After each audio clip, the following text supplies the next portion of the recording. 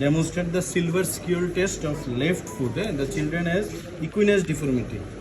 So for silver scale test, at first there is 3 joint here. One of the ankle joint, another is subtalar joint, and another is talonavicular joint. So we usually see the gastrocontracture or tendo-Achilles contracture by silver scale test. So for this purpose, because it tendo-Achilles crosses the joint posteriorly and inserted over the calcaneum, so by movement of the ankle we can evaluate the contracture.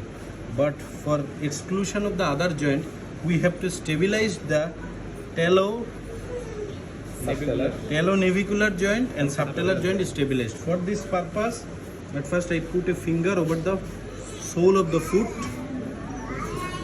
and my thumb will be in the talonavicular joint. The knee will be extended and the foot will be neutral. No inversion, no eversion. These will lock the talocalcaneal joint. In extension, I'll try to dorsiflex the foot, but there is restriction of dorsiflex. And feel the tendon, and there is nearly equinus. There is no dorsiflexion. So in dorsiflexion, there is in extension there is limited dorsiflexion. So it indicates this is gastrocnemius contracture. Now I will flex the knee 90 degree. Same position. These will relax the gastrocnemius.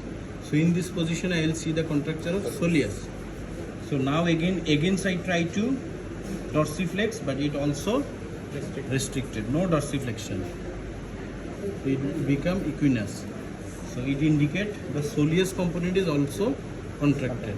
So in these children, both knee extension and knee flexion, the dorsiflexion is limited. It indicates the soleus and gastrocnemius both component is contracted. So this is the small idea about the